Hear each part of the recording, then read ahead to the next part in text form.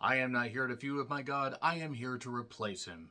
Ho Miro, what are you like? I'm John Rectum with my review of AEW Collision from Rupp Arena in Lexington, Kentucky. We're a week away from AEW All In Wembley Stadium, all the way over there in the UK, and then we come back to the US a week later for AEW All Out in Chicago.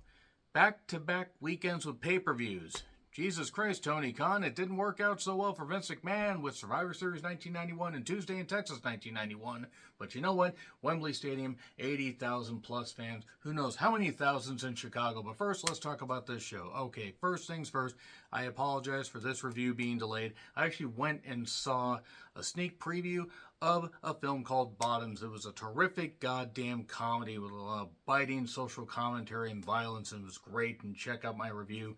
And next week, the Collision review will be delayed because I'm going to be closing that night. But I do have AEW All-In Day. I have it all wrapped up. I took that day off because I need a break, and also I didn't want to miss the show.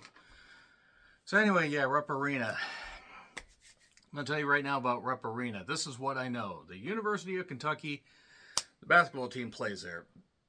It's a big old complex. It's a very, very big arena. So big, the capacity is over 23,000. It's 23,500. And according to WrestleTix on Twitter, which is a terrific goddamn account to follow, I'm calling it Twitter, by the way. That's what it fucking is. 3,300 people. Even using half the arena. That's... I'm no math major, that's not good. Now, this is AEW Collision Fight for the Fallen, so proceeds go to benefit the Maui fire victims, goes to the Maui Food Bank. That's good, can't fault that charity there. Darby was next to a pallet in a smoke-filled room for some reason. I'm convinced that Dalton Castle's family was part helium at some point. Kevin Kelly is back on commentary, that's good. Samoa Joe is going to take on a guy named the Golden Vampire. And then the Golden Vampire jumpstarts him, and if you guys didn't see where this was going right off the bat, I don't know what to tell you. He hit a knee and hit the GTS, and it's Punk. The match never started. It was a condensed version of what DDP did, dressing up like La Parka against Randy Savage in, was it May or June of 1997 on a Nitro? I'm really trying to remember. I think it might have been June.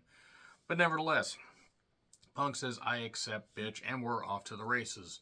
So then we get a package on All In 2018. They include Cody. That was good. Jay White then took on Dalton Castle.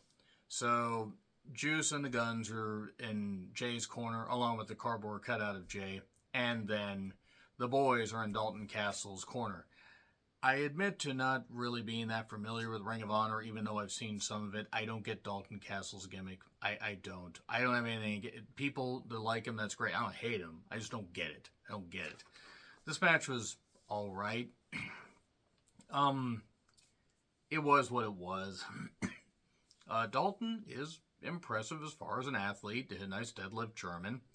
And then later, everybody gets involved, and the boys get in the ring and then jump over the top and dive under the Guns. And then we get Blade Runner 1, 2, 3. There isn't a whole lot to talk about with a couple of the matches here. And then the Juice Guns, the White Juice Guns, as it were, harass Shivani, talk about the match at All In. Juice fires up, and the Guns won a match.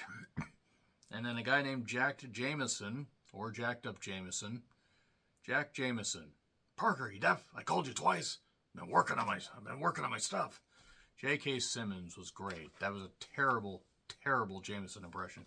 Anyway, they take on, so basically it's the Iron Bear Country Savages, Iron Savage Flies, and Jack Jameson against the Juice Guns. And there's so much shouting on this show. They were trying to get the crowd into it. You know, the meager crowd that it was. I get that companies aren't going to sell out an arena like this, but run mid-size arenas. No matter what amount of money you have, it's not a good fucking look. I'm sorry. It was alright. I got why they were going, why they went with this. It was what it was. Jay White joined commentary a little bit later on in the match. 310 to Yuma, 1, 2, 3. And House of Black, Malachi mentioned something about Sumerians and people going past their sale date. Well, he didn't say sale date, but that was basically it. That Billy needed to realize it was time to retire. It was a bit flowery, a bit weird. As far as the language, it got like a little bit theatrical, I guess. Alright, I mean, they keep implying that Billy might actually come back and want to go out in his own way. I don't know. So then, Jose, the assistant, is being talked to by Roosh, and Roosh is tired of LIJ of AEW losing matches. Like when Ten and Dralistico lost to Jack Perry and Hook, when they lost to Jungle Hook. That was at least 2 months ago. It was likely 3 months ago. I mean, I don't remember the exact time period, but it's been a while. It has been long enough. Was Roosh just aware and able to turn on the TV, finally able to, fire up the DVR? Was he busy? Was he up in space? I don't goddamn know why they're suddenly referencing this. But they take Dralistico and 10, Preston Vance, I don't know what the hell they call him, and they get kidnapped by the cartel, or by hooded people, or possibly by the Muhammad Hassan figures, because they had nothing better to do after, well, bad timing on Vince McMahon and Creative's part. What? Why? I don't know. Shivani then talks to Ricky Starks. Ricky Starks basically says this is AEW is like a non-profit organization, and based on the crowd, probably not wrong. So he's managing Big Bill, even though he's only got 2 weeks left before he's back in the ring. Just in time for All Out. If Ricky wants to be a player coach, I'm all for it. Ricky then says he's bringing the chaos in a video package with a lot of lighting and fancy stuff, and this episode was weird. Big Bill then beat a guy named Eric or Derek Neal. This guy looked like Terry Gordy after he passed. That's mean, but that's actually what I thought. And chokeslam 1, 2, 3, and then Ricky whips him with the belt and even does the pose that he does, which was good. That was good stuff. And then we cut the footage of Darby and Sting attacking the lovely AR Fox. That's all you're getting. I'm tired. And Nick Wayne was cutting a good promo. Like, do I stick with my morals, or do I become, this violent person to take you down, Swerve and Fox? Good stuff. Nick's a really good kid, by the way. Really good young man. Talked to him multiple indie shows. Great kid. Humble, wants to learn. Very, very talented. Happy for him. Willow and Diamante then had a match. Crowd loved Willow. Diamante, I mean, credit to her for still being around, but I've never got it with Diamante. Mercedes showed up dressed like a truck driver for some reason. I thought somebody that was parking one of the semis just wandered in, and a Gran Turismo plug. Don't watch that. Watch something else. Go watch Bottoms. Go watch something other than Gran Turismo. The crowd was up for Willow. There was nice acai DDT. Diamante's not a bad worker. I just don't really care when she's in the ring. Statlander then evens the odds when Mercedes tries to get involved. A suplex on the ramp. I think Statlander hit her head, because Statlander throw me around like that. And then a pounce outside, and then Dr. Bomb 1, 2, 3. Okay. Bucks and FTR package, and then we go to Toni Storm dressed up as Stormella Deville. I'm really trying hard. I'm tired. Man, she looked great. And then threw a shoe at Lexi Nair. Hobbs then beat a guy named Kevin Koo. I've heard the name. I have never seen him, and he didn't get much of a chance really to do anything. He got some cheers from the crowd. Where are you at, Miro? Hobbs is saying, and then hits a spine buster, and then does the game over thing. Locks that on. And then Miro's on the screen, basically says some stuff and says, I'm not here to feud my God, I'm here to replace him. I'm godless, but you're not, because you will be praying to me. That was good. That was good stuff. This is what they should have been doing with Miro when he was Rusev in WWE, but no. So, they're going to have a match at All Out. They're just going to slop that All Out card out. They really should have not done All Out. They should have just done All In and just forgotten All Out for the next, till next year. They really shouldn't have done it.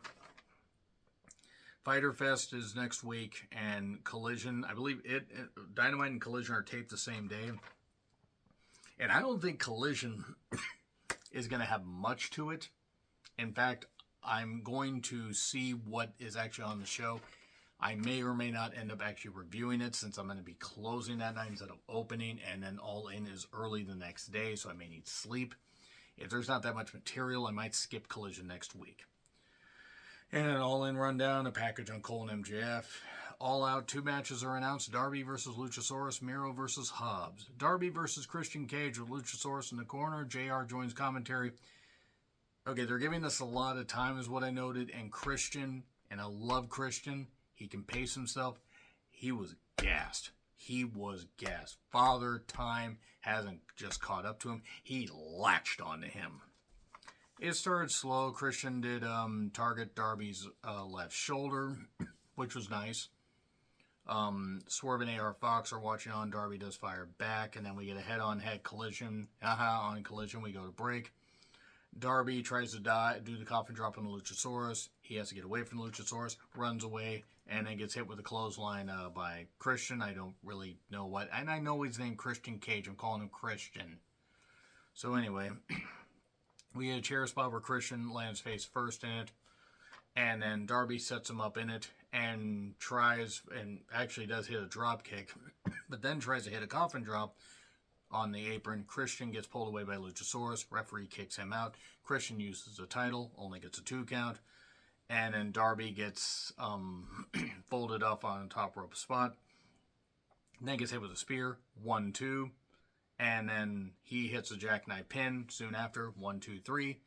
Darby then gets interviewed by Shivani, but Christian and Luchasaurus lay him out, and then force Shivani to make the count, and then all that. There you go. So as far as All In, my predictions will probably be up sometime after Dynamite, and yeah, the Collision review, we'll see what's on there. If there's not enough material and it's really just going to be interview pieces because people will already be there and they'll be slotting it into that feed, we'll see what happens. That being said, let me know your thoughts in the comments. Like, share, subscribe, Twitter handle in the description. I'm John Retlin. I'll see you soon.